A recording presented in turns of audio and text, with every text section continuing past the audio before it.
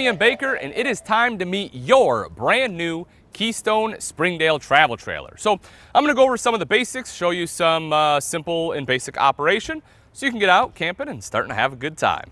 Let's start off with the power tongue jack that comes on the unit. Now, again, depending on which Springdale unit you have, it may be a power tongue jack like this one. It could also be a manual jack. So I am going to talk about the power jack. The manual jack, of course, will have a simple crank it to the right to extend the jack, and then you'll crank it to the left or counterclockwise to lower the jack. But on the power tongue jack, it's even simpler than that. You have an on-off switch for your light, so if you need a little added visibility at night, that you can, it's kind of tough to see during the day, but that's what that is. And then you will also see right here on this one, it says up and down, and as you'd expect, if you push up, the trailer tongue goes up. Who would have thought? Push down, it drops right down just as it should. Now, you will use this to not only help you connect and disconnect from the tow vehicle, but once you are fully disconnected, you will also use this to level the trailer front to back. Remember, when leveling your travel trailer, you will want to level side to side first when you're still connected to the truck. You want to back up onto some blocks so you're level side to side. After you disconnect, you can then level front to back. Right behind that are your two 20-pound propane tanks with a cover. Generally, you want this orientation where your knobs are closer to the trailer rather than closer to the tongue jack. The reason being, in the event that you forget to lock this down, if it is up, the wind will blow this shut versus the other way, which it's going to, the wind's going to come underneath here, blow this up, rip it off, and you're without a cover. Now, for this demonstration, I am actually going to take this cover all the way off.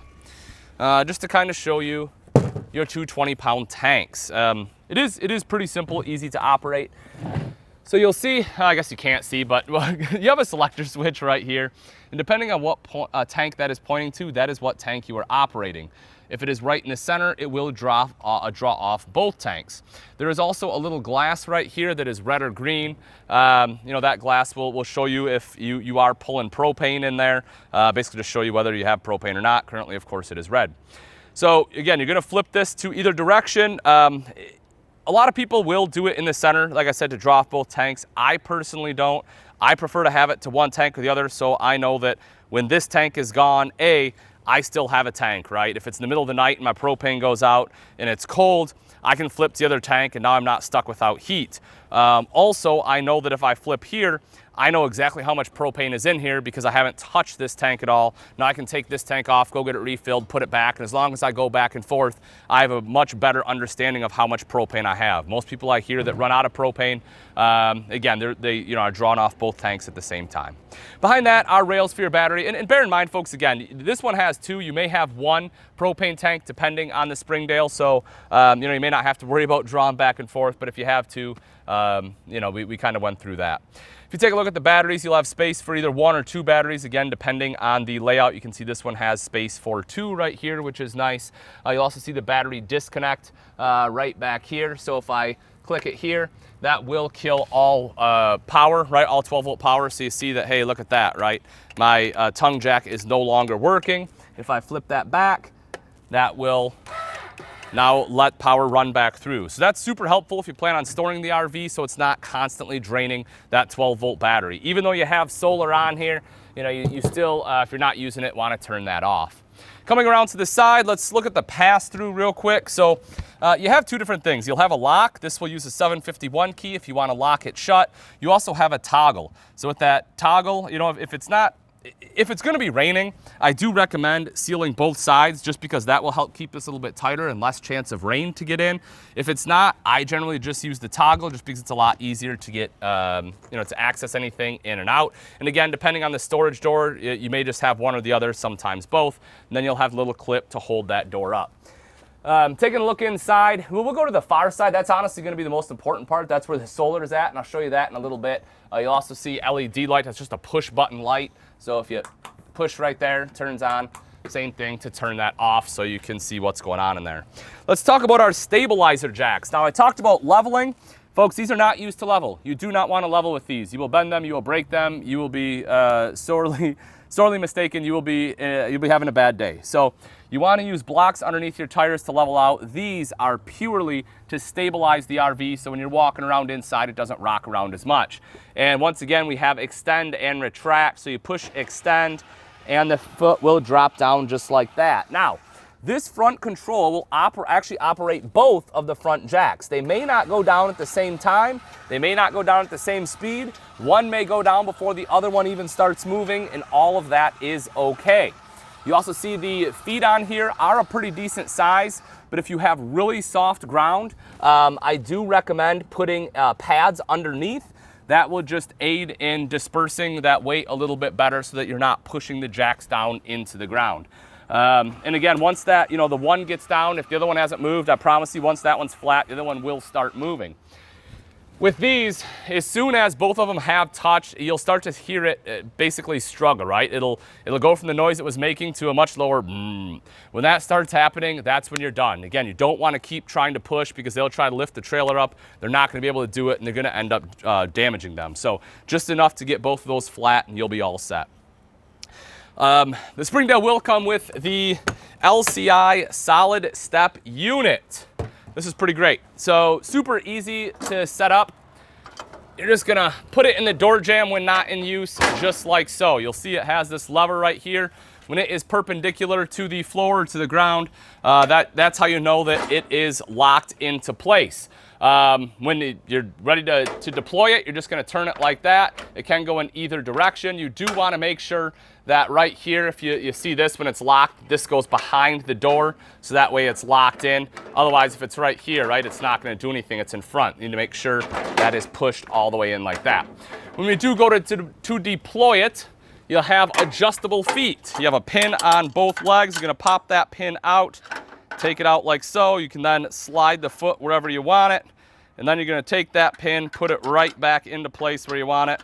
And, kind of try to find the hole, play the little game, push it through, good to go.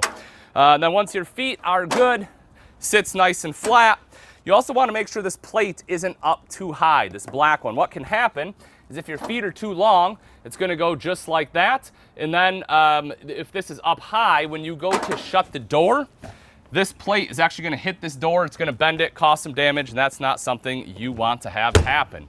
If you have a foldable grab handle like this, you push up on it, and that will allow it to turn. During travel, this is how you want to travel with it.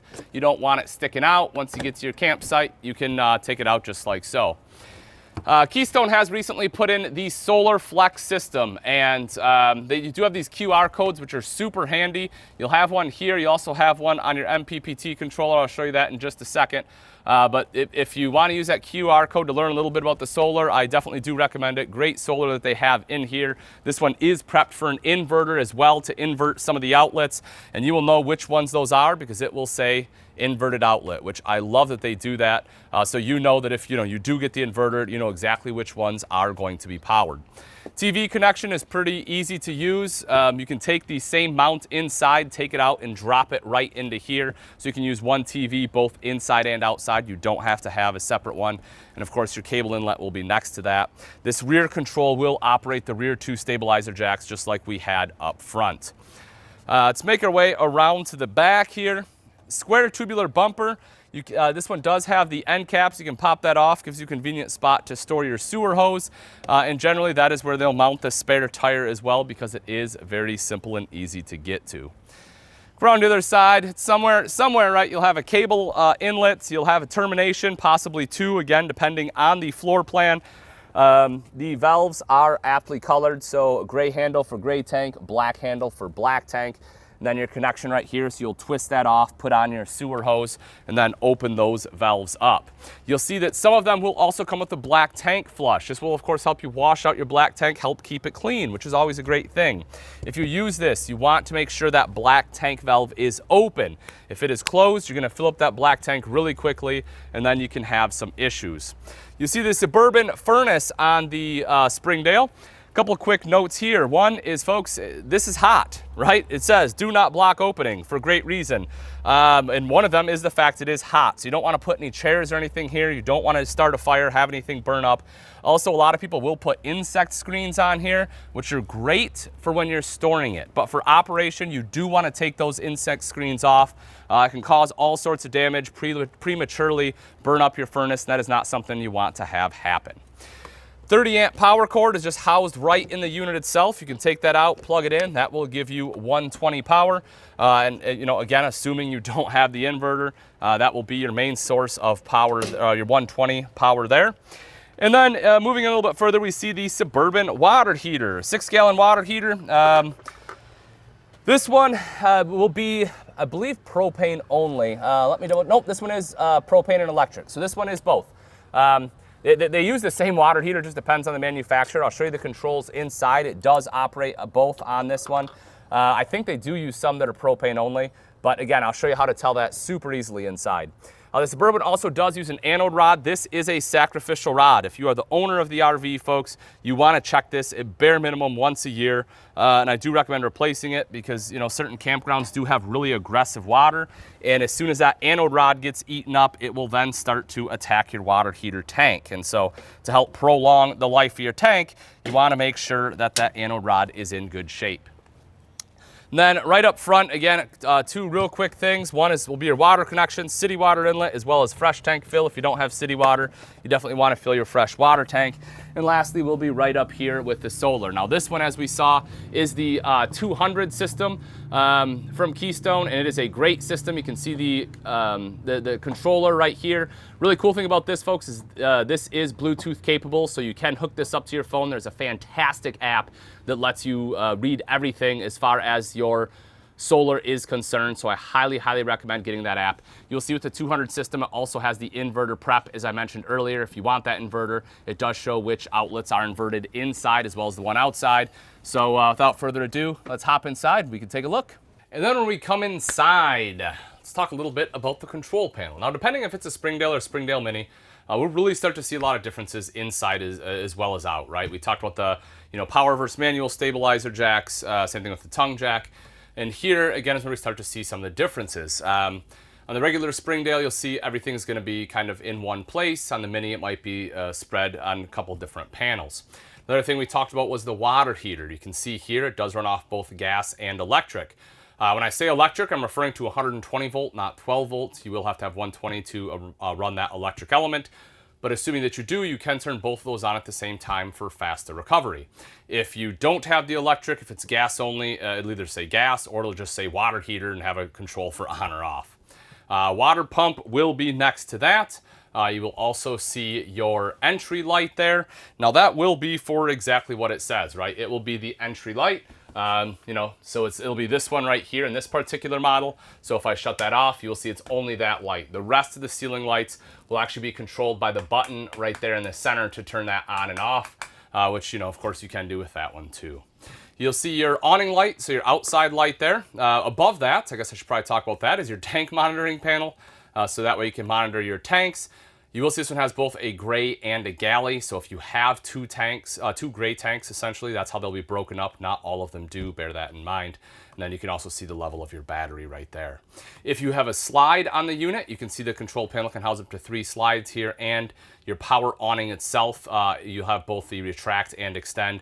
When extending that power awning, folks, just make sure you don't overextend it. You'll see it roll all the way out, and it eventually, if you keep holding it, it will actually start to roll itself back in, but it will roll the opposite way. You don't want that to happen.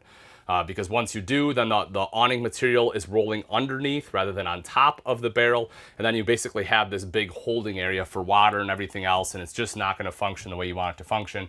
So just make sure you're not overextending that awning. Let's talk a little bit about the thermostat. So if you have a Mini, the AC controls will be on the AC itself, and regular Springdale, you'll have a wall-mounted thermostat like this. Pretty simple and easy, very straightforward, right? Fan, cool, furnace, all that will be located right from here. This one is a GE unit. Depending on when it was built, it might be a little bit different, but all of them work very, very similarly. Pretty simple to operate. Multimedia center will be located on this particular model, it's located here. Obviously, depending on the floor plan, it can be located just about anywhere. You will see this one has 2 zones, so that'll be for your speakers right here as well as your speakers outside. You have HDMI and USB ports on there too. Moving in a little bit further, as I mentioned in this one, right, we have a ducted AC system as well as a ducted furnace. In a Mini, you would just have the AC system here and a direct vent furnace, so you won't have the duct work, but in a smaller camper, it doesn't really matter, that it doesn't really need it. For TV connections, you can see that you will have your audio video jacks. Those are connected to that multimedia center, which is really nice. And you can see and this one is an inverted outlet as well. So if you do choose to get that inverter, you can run your TV off that 12-volt system, which is pretty neat. The table in a Springdale, not only do I love the way it looks, but I also love the way it operates. So it's kind of tough to see, but you'll see this little I don't know what you want to call it, lever right here, right? If you pull that, you'll find it by this yellow button, but if you pull that lever, put your feet kind of on the feet of the table, that will allow you to then swing the table down until it kind of locks into place. And that is how you will turn the dinette into a bed. In certain floor plans, you can also take that table and move it like in front of a sofa, and it kind of creates like a coffee table as well. So I like the table in the Springdale just because you do get some multiple use out of it. Nothing too crazy about bunks. They're pretty self-explanatory. Coming back into the bathroom here, I do just want to briefly talk about the toilet. If you haven't used an RV toilet before, it will be a foot flush. And I don't have water hooked up, but if you do, if you just barely push on that foot flush, it will let water into the bowl to raise that water level. And then if you push it all the way to the floor, you will see that that ball right there will open, allowing everything to drop down in. Now, bear in mind, folks, that is a direct drop right down into the black tank. There is not a P-trap on an RV toilet. And if you're not familiar with what a P-trap does, one of the big purposes of it is it creates basically like a water barrier, so gases, smells, sewer gas can't come back up through the toilet. So that's not anything you want to have happen. So if you smell a little bit of sewer gas when you flush the toilet, just know that's completely normal. Once that ball closes, it should stop. If it's not, if you're continuing to smell it, then you have to do a little bit further troubleshooting. You may have an issue with your seal. If we take a look at the refrigerator, in the full-size Springdale, you should have the Everchill 12-volt refrigerator like this one. In the Springdale Mini, it'll be a little bit smaller, and it will be a gas electric rather than a 12-volt. Travel lock is right here, super simple. It's literally all it is, right? Goes right there, and that will help prevent this door from opening and a bunch of stuff falling out during travel. Microwave, and then that's going to be very self-explanatory. Same thing with the hood here, right? You have a light and a fan on there. The cooktop and oven are a little bit different. Let's talk about that real quick. Again, if it's a Springdale Mini, folks, it'll generally be a 2-burner cooktop. It'll have a spot to put it to light. You'll take a match and you'll light it. I believe they use the Suburban unit in those, but you'll have to light it with a match. With the Keystone unit here, it does have a spark igniter.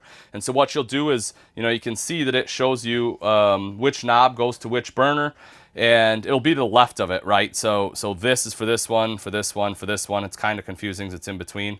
But so if I want the middle one, right, it's going to be this one right here. So what you'd do is you'd put it to high, you would hit the spark, and there you go. We have a little bit of propane probably in the lines from a test, and it burned out. But that would allow you to use it, and then you can, kind of adjust the flame a little bit right there. So having that spark igniter is great.